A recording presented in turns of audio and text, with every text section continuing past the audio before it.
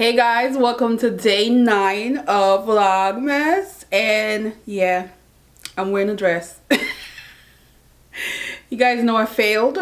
I failed the first day. I said I was gonna not buy any fabric, but I did, and then I felt better when I made the dress. It is a simple dress to make. It is I believe it's Nomi 2050. This is probably the first Nomi that I've done, and it was an easy way. The direction was very simple and to the point. I struggled with some other ones that I've made where it didn't come out quite right. So yay to this dress. The only thing I would change is the shoulder. I would shorten this the next time I make it. I think it's a little long here. And that's about it, but it is hitting the cleavage right. It is hitting everywhere right. And again, $8 for the fabric, and I got a dress out of it, so can't complain. So let's talk about November. Now, November was a NaNoWriMo month, but I managed to get through initially 6 books I had planned to read, and I've read 5, and they weren't all small books. So for the most part, it was an amazing month for me reading because of how emotionally tied I felt to some of these books. They felt like it was part of my story. I felt very emotionally connected to a lot of the story. I mean, one story absolutely made me cry. I had to redo the video twice or 3 times, I think I recorded, because I started breaking down, talking about the book in the middle of my review, and I'm like, oh, not on not on this YouTube am I gonna be crying reviewing a book. But that's just to tell you how emotionally connected I felt to these books. And of course, there was 2 booker. There was 2 books that weren't my favorite at all for different reasons, but I will talk about them. But here we go. Now, the first book is the book that made me cry. The book that I felt that so connected to because of cultural and the daddy issue that I thought I was healed from, and this book reminded me I'm still in the healing process. So this is How to Save Babylon by Sophia Sinclair, and this is another book that I did meet the author. It is signed by her back in October when it was released. And what I'm gonna say about this book, it is nonfiction, it's memoir, and it talks about her life living with her parents and her other 3 siblings in a Rastafarian religious and a household. And it digs into more than just a religion. It digs into a father whose dream was not fulfilled, and he was robbed a few times from you know, his ability to earn from his music. And I think you could see how that was fueled by his religion thinking, using that as a mask, but it's deeper than that as you read this, and how he inflicts a lot of things on his own family. And she talks about the hair and little things we knew. And I remember just even talking to my mom, I don't remember going to school with a lot of people who had dreadlocks. You guys know I have dreadlocks, but I'm not a Rasta. But I remember when I just started my locks 23 years ago, and comments were made to me about it because, you know, from people who I knew from that were Jamaicans that thought I was, because when I started out, it was a lot of wrapping of my hair. No one knew I was growing my locks for at least a year because I kept my hair wrapped. And it's the stigma of being a Rasta. What I do like is how she described Babylon, what she said her father described Babylon, and you can hear it in so many ways. Now, I do have the oldest family member in my family. He's, oh my God, might be about 90, close to 90. He is Rastafarian, and I've known him to be protective of his family, very protective of his family and people around. But he's also been sweet and nice to me, so I've always had that experience with him. And so for me, it connects. But when there's that moment of forgiveness, when it's that moment of whether or not to answer that phone, that part is where I started getting emotional, because I've yet to answer the phone. So for her to get that moment of being able to answer that phone and work through it, I thought that was such a beautiful place to be in. And also the poem that she wrote to her father, absolutely mine. That part of the story really broke me down. I was weeping. So if you haven't read this memoir, I highly suggest you pick it up. It is a 5-star for me. There's so many things about this book that absolutely love. I did tag when that part where, if you want to go to where she talks about what Babylon is, and that's page 10. So it's rightfully so, you can say that Babylon right now, because Babylon's a mess right now. Babylon's a mess right now.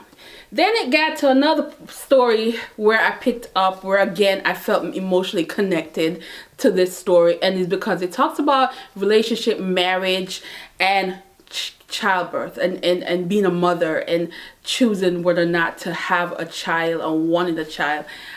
And this one is another one. Ruthless.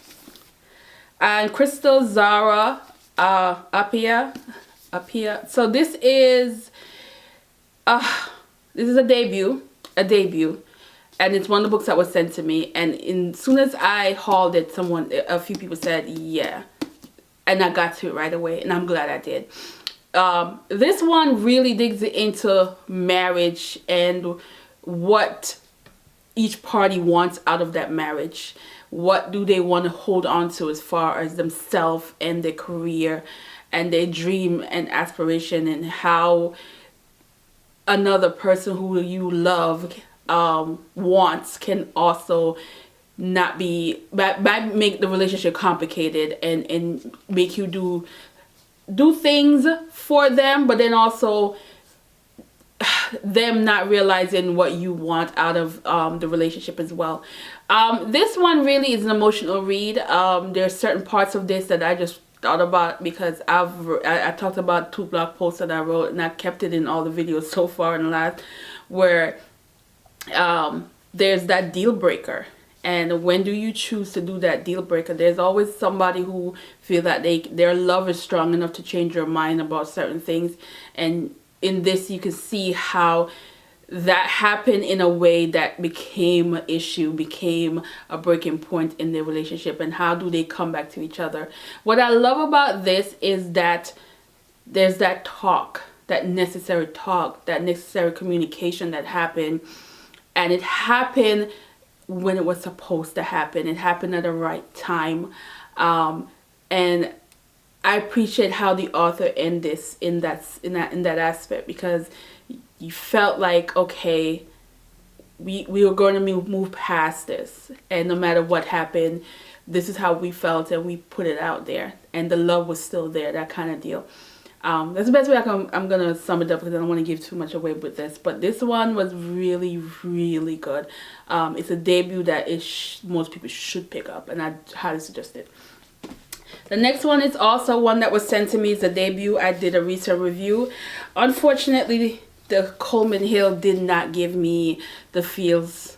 It was such a this is a story about 2 women who are from the South, and you know, this is Jim Crow era, so they wanted to escape, and they went with a man, with their husband, to New Jersey. It's, you know, New Jersey is considered much more better in terms of the Black community, and while they're there, they lose their husbands, and now they're having to raise children on their own.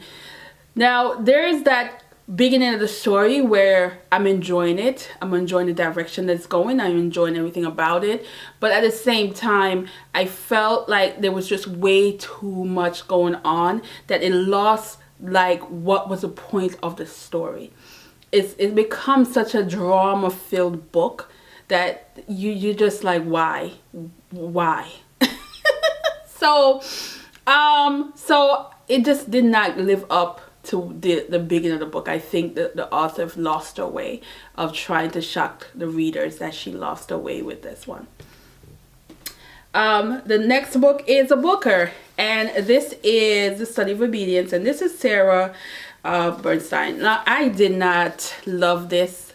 I wanted to love it, but I also feel like this is also a book that has value to it in terms of talking about obedience and expectation of doing the right thing, of listening, of doing what others think you should be doing. And oftentimes it still have its way of being a control thing in certain aspect, if you look at how she describes certain things in this book. This is just a woman who came to, you know, her brother is not in a good situation with the person he was with. And she's in this town now at his house, and there's this random things happening. But the way it's written, I felt like felt more essay. It felt more like a diary entry. That I was waiting for the story to be more, and it wasn't. So that's where I just didn't love it. And I get the whole aspect of it because it does have valuable things that was what she discussed in this that you can appreciate. It just wasn't my favorite on the list, so I wasn't surprised it wasn't gonna win. Then the book that did win, The Prophet Song, and yeah. Paul did win, but it was Lynch. Not my favorite, because you guys know I am beasting forever. I don't care. That is my favorite book because of the way it made me feel. But however, I can live with this. I can live with this because this is a book that really dive into survival. It also is a political driven book, and the timing of this book was right. The timing. So if you think about what's happening in our world and you think about this book, it is such an amazing story in terms of reality and fiction colliding, because there's so many things in this book when I was going through it of quotes and things that I talked about in this book, and how much we can all be manipulated in so many ways of not having an opinion, and how much control the government is going to have, and what's the truth and what's not, and what's hidden, that kind of deal. And this whole idea of having an ID, having access to, you know, the government having so much access to you in terms of how you identify. This one is really also focused on a mother who's willing to do everything possible to protect her family, not knowing where her husband is because he was a part of the group that went against the government, and not only, you know, having a father who is sometimes in and out of his mental state, and he's also, you know, there's also that whole idea of staying, leaving. And do you really have a choice? And that's another thing that was discussed in this book. Do you really have a choice when you can stay, when you can leave? And that's another important thing to think about people who are in refugees camp. How long was it that they held on and tried everything possible before they end up in that living situation? We're dealing with it now in the media. We all know what it is about right now, and how much that is such a sensitive topic, and how much it is it's just just wrong. That's the best way. It's just wrong. It's just no other way to say it, but it's just wrong. So I had a strong feeling this book was gonna win, because I think this book really, in the midst of what was going on, to read this book, you can see why it would win. And now, you know, when I think about it now, I mean, there were signs that this was clearly going to be the winner. But, you know, at the same time, I love the other book for what it did to me emotionally, reading that book, and the excitement and the joy I got out of it. But if we're saying substance and memorable in terms of the connection it has to reality, this was the winner. Lord, I'm saying it.